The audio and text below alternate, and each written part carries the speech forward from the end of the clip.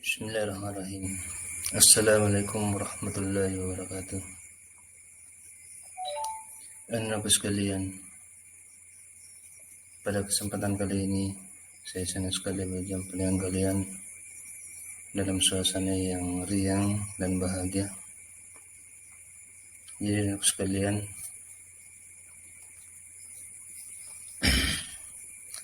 Bapak pada hari ini,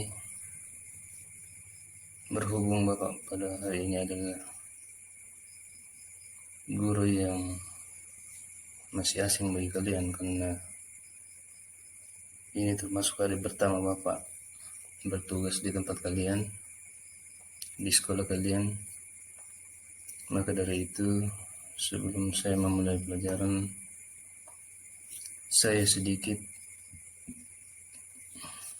ingin memperkenalkan diri kepada kalian agar kekerabatan kita nantinya bisa terjalin dengan baik dan proses pembelajaran atau proses belajar mengajar kita akan menjadi lancar. Di sini, anakku sekalian, saya sedikit singgung tentang saya. Nama saya adalah Kasmin. Di sini gelar saya adalah SPD. Tempat tanggal lahir saya Maros 22 September tahun 1983. Di sini hobi saya adalah hobi nonton, dan ini adalah identitas yang kurang atau tidak terlalu spesifikasi bagi kalian. Tapi di sini kenapa saya ambil hobi saja sebagai tambahan, karena menurut saya untuk dunia anak-anak itu ya, dari kata hobi ini adalah suatu pertanyaan yang menyenangkan bagi kita semua, karena yang menyangkut dengan hobi ini identik dengan kesenangan kalian. Dan saya di sini menulis hobi saya adalah nonton. Ya anak sekalian, hobi ini beda dengan hobi yang lain. Mungkin anak sekalian ada yang mempunyai hobi menjadi pemain sepak bola, ada yang hobi berenang, ada yang hobi manjat pohon. Namun ada yang beda dari hobi saya ini anak sekalian. Hobi saya adalah nonton. Jadi di antara hobi-hobi yang lain atau hobi-hobi anakku sekalian, hobi saya ini bisa meliputi hobi-hobi anakku sekalian, karena saya bisa menonton anak yang suka main bola, saya bisa nonton anak yang suka manjat pohon, dan saya bisa nonton anak yang suka berenang. Jadi anakku sekalian, inilah sedikit tentang identitas diri saya. Berhubung saya baru di sekolah kalian, jadi saya perkenalkan diri dulu. Baiklah, untuk sekalian, sekarang di sini ada selamat datang di dunia kita. Seperti yang kita ketahui bahwa dunia kita adalah dunia pendidikan. Antara anak sekalian dan Bapak ini adalah terjalin ikatan yang kuat dalam bidang pendidikan, karena dimanapun kalau dalam sekolah itu harus ada guru dan tentunya harus ada siswa. Di sini kita lihat bahwa selamat datang di dunia kita, yaitu maksud saya di sini adalah dunia pendidikan. Namun di sekolah lama saya mengutip satu gambar dan saya sengaja upload di sini. Salah satu siswa saya di kelas 4 memberikan saya sebuah gambar sebagai kenang-kenangan buat saya. Katanya, di sini bertuliskan, cintaku boleh gagal, namun belajar dan karirku harus lancar. Jadi satu yang saya bisa petik dari kata-kata ini adalah, walaupun anak sosial kalian, anak SD di sini, belum mengenal cinta, belum mengenal karir, tapi kata-kata ini ditujukan buat gurunya itu saya. Jadi saya bisa terima bahwa betul sekali apa yang kalian bilang bahwa semuanya itu boleh gagal, tapi kewajiban kita atau tugas kita sebagai siswa untuk belajar dan untuk mengejar karir itu harus selalu lancar, tidak boleh putus, agar kita dapat bisa mencapai kesuksesan yang betul-betul kita inginkan dan dambakan. Dan aku sekalian, di sini memang kita harus memasuki dunia itu dulu. Sebelum kita melakukan proses belajar mengajar, kita harus memasuki dunia pendidikan itu sendiri dulu, supaya kita bisa lebih dekat, lebih tahu, dan semua apa yang di dalam dunia itu bisa kita dapatkan dan bisa kita ketahui apa sebenarnya tujuan kita untuk belajar dan menuntut ilmu agar menjadi anak yang berpendidikan. Oke, untuk mengefisienkan waktu untuk sekalian, kita bisa mulai pelajaran kita pada pagi hari ini.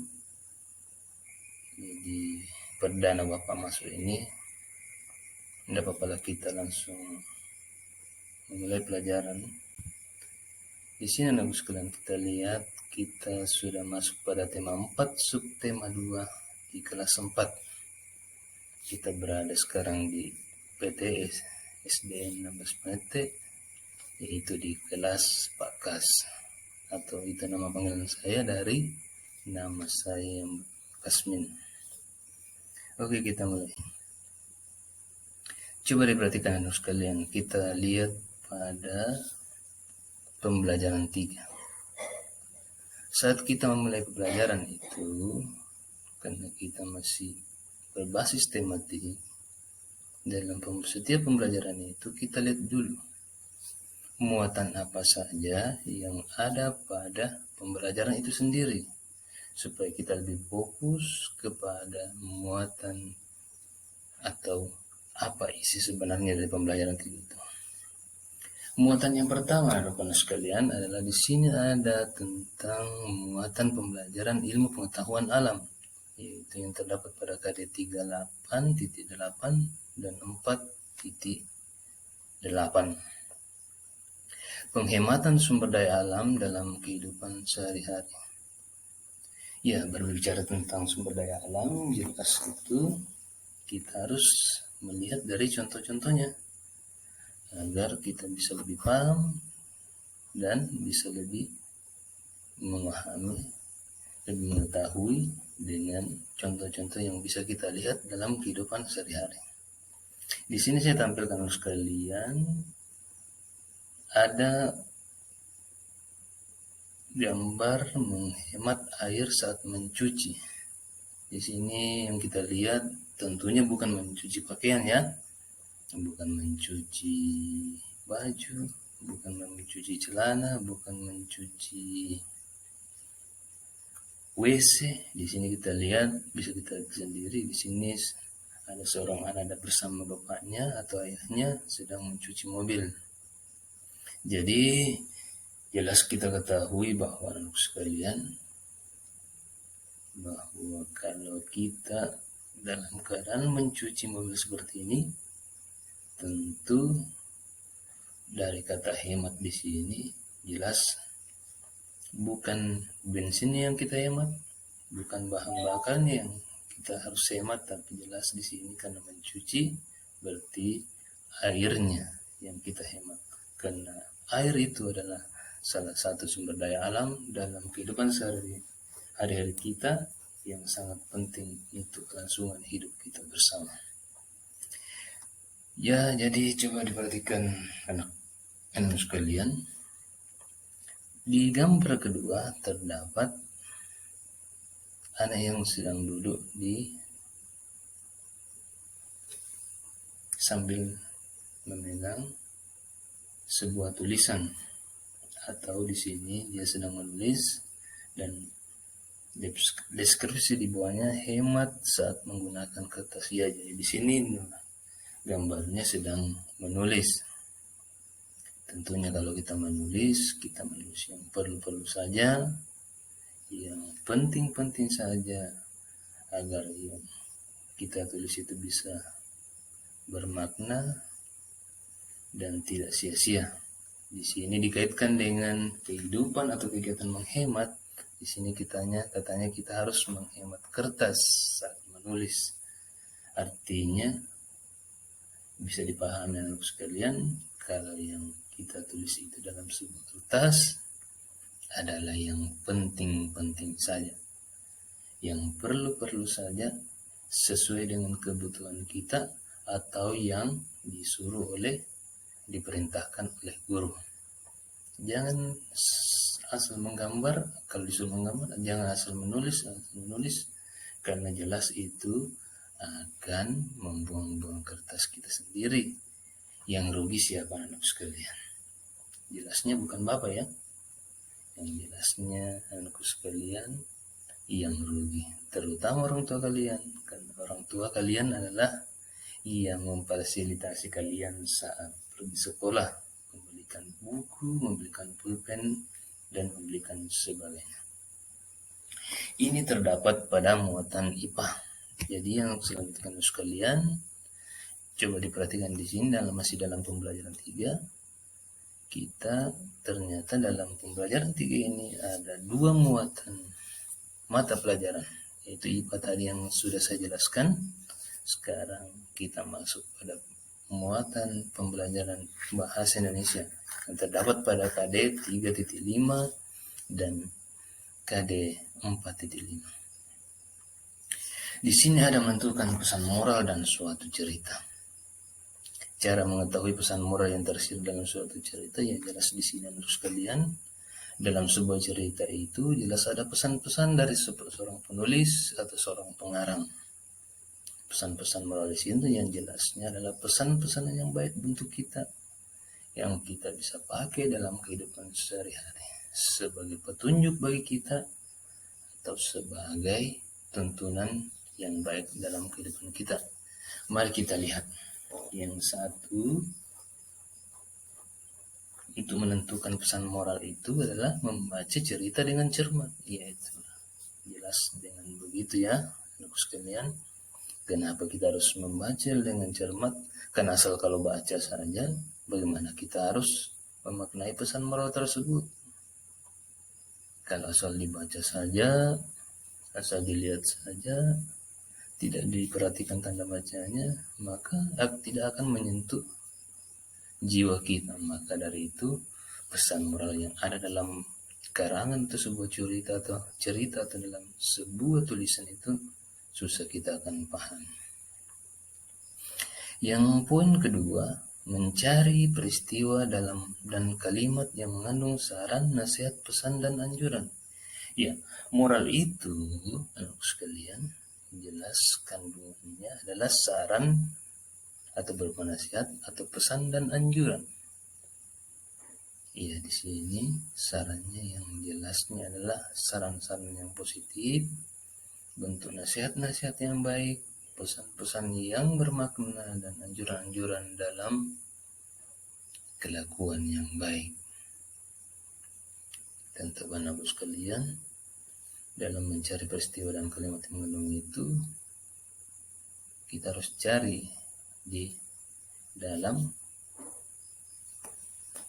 tulisan atau karangan yang kita baca. Yang ketiga, membuat kalimat kesimpulan dari peristiwa atau kalimat yang mengandung saran tersebut, nasihat, pesan, dan anjuran dengan bahasa sendiri. Jadi setelah kita baca dengan cermat, kita mencari peristiwa yang mengandung saran, nasihat, pesan, dan anjuran, maka kita bisa simpulkan yang mana sebenarnya yang ada pesan moral di dalamnya, dalam sebuah cerita tersebut. Sehingga jika kita simpulkan dengan sendirinya, kita sendiri yang simpulkan, kita sendiri yang mengetahui nasihat tersebut, maka itu akan menyentuh perasaan kita sendiri, dan kita bisa memaknai sendiri pesan moral tersebut agar bisa kita pahami dan maknai untuk kita pakai dalam kehidupan sehari-hari kita. Jadi aku sedang coba diperhatikan dulu bahwa kenapa saya tertuju pada pembelajaran muatan pembelajaran ini, karena di sini ya ini menyangkut tentang karakter kita. Dalam kurikulum ke-13 itu kan sangat masih identik dengan pembelajaran karakter, dan karakter itu biasa berawal atau bermula dari sebuah ya sifat-sifat atau watak-watak yang baik. Yang pembentukan watak itu jelas dari sebuah saran-saran, sebuah nasihat, sebuah anjuran-anjuran, baik itu entah dari guru, dari tulisan, dan termasuk dalam karangan-karangan yang kalian baca. Maka dari itu, anakku sekalian, untuk menjadi orang yang baik, jelas kita perlu tuntunan yang baik-baik pula. Jadi kita lihat di sini anak sekalian, kita lanjut. Di sini ada bacalah dengan baik ya. Ya, cobalah temukan pesan moral dalam cerita Raja Parkit yang cerdik di buku Bupenamu. Ya, jadi coba perhatikan buku ini anak sekalian. Kita lihat dulu semuanya. Di situ ada wacana tentang Raja Parkit. Raja Parkit ini adalah sebuah nama apa ya? Nama seekor burung. Ya, yang cerdik. Ya, sebenarnya bagaimana itu? Kita lihat wacananya dengan jelas. Oh iya, di sini ada wacananya dan disertai dengan gambar burung parkit. Jadi anak sekalian, ya, coba jangan kita perhatikan dulu burungnya ini, jangan salah sangka dulu ya, jangan mengambil kesimpulan yang negatif. Di sini kadang kalau burung itu memberikan makan kepada anaknya itu melalui patuknya atau mulutnya. Jadi beginilah cara burung untuk memberikan makanan ke saudara-saudaranya atau anak-anaknya yang masih kecil. Jadi induknya kadang pergi mencari makanan dan membawakan lewat mulutnya dan memberikan makan lewat mulutnya.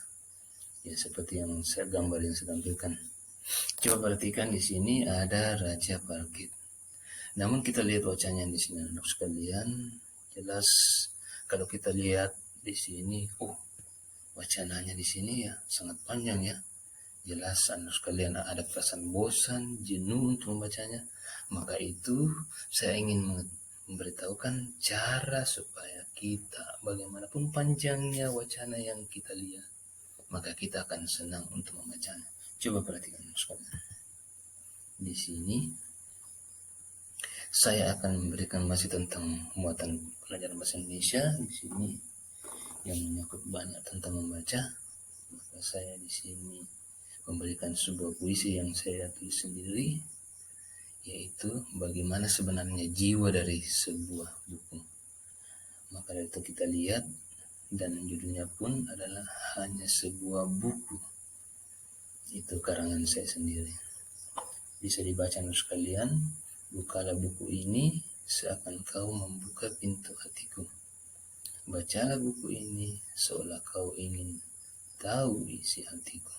Dan pahamilah makna yang terkandung di dalamnya, karena itu adalah perasaanku. Ya, itulah sebenarnya bahasa dari buku yang tersirat anak sekalian, bahwa buku itu sebenarnya mendambakan untuk dibaca, mendambakan untuk kita tahu, supaya kita pahami bahwa sebenarnya tulisan yang ada di dalam buku itu adalah sebuah perasaan yang mana penulisnya itu ingin diketahui perasaannya oleh si pembaca atau orang banyak, ya, agar kita dapat tahu bagaimana sebenarnya perjalanan hidup ini dalam keadaan yang kehidupan yang baik. Ya, baiklah sekalian, inilah proses pembelajaran kita atau perkenalan kita pada kesempatan kali ini. Mungkin sangat singkat anak sekalian, tapi sungguh bermakna jika kita mengenai dengan baik. Jadi sebelum saya tutup, Bapak lihat di sini Ada kata-kata bijak dari saya, mengajarlah selalu tepat waktu. Artinya seperti anak sekalian, jika anak sekalian itu datang jam 7.15 mengadakan kegiatan-kegiatan proses PBM, proses pembelajaran sebelum belajar, dan masuk pada jam 7.30 masuk kelas, baca doa dan sebagainya. Jadi itu belum tentu, bagi saya belum tentu kita sudah siap dalam keadaan belajar. Karena kadang itu kita masuk jam 7.30 sudah duduk baik, tapi masih ada yang masih sementara makan atau ada makanan di mulutnya, masih ada yang goyang-goyang, masih ada yang garuk-garuk, masih ada yang lari. Jadi saya anggap itu adalah kalian belum siap untuk belajar. Maka disitulah saya juga sebagai guru terus tentu itu bukan waktu yang tepat bagi saya untuk mengajar. Jadi waktu yang tepat bagi saya untuk mengajar sebagai guru adalah bukan saya melihat dari ketepatan waktunya sesuai dengan aturan yang atau kesepakatan yang ada di tata tertib sekolah, tapi mengajar tepat waktu itu adalah di mana siswa dan guru sudah saling membutuhkan. Maka disitulah tempat saya mengajar. Dan disitulah yang saya pahami bahwa mengajar selalu tepat waktu itu bukan dikatakan mengajar dari pagi sampai sore, bukan karena banyaknya atau lamanya kita mengajar, tapi di mana di sini ada kombinasi yang baik dari siswa dan guru untuk saling mentransfer ilmu, yang mana guru sebagai pentransfer ilmu dan kalian adalah yang menerimanya, supaya ada suatu hasil walaupun sedikit pada hari itu, tapi ada hasil yang kalian bawa dan kalian bisa bawa pulang untuk kehidupan yang selanjutnya, untuk mencapai keberhasilan kalian. Jadi saya kira sampai di sini dulu pertemuan kita sekalian. Jadi saya Bapak belum sempat memberi tugas karena ini adalah pertemuan perdana kita. Maka dari itu saya ucapkan terima kasih kepada kalian yang sudah menerima Bapak dengan baik, dengan ramah dan penuh respon. Jadi saya akhiri billahi fisabilillah wastagfirul khairat. Assalamualaikum warahmatullahi wabarakatuh.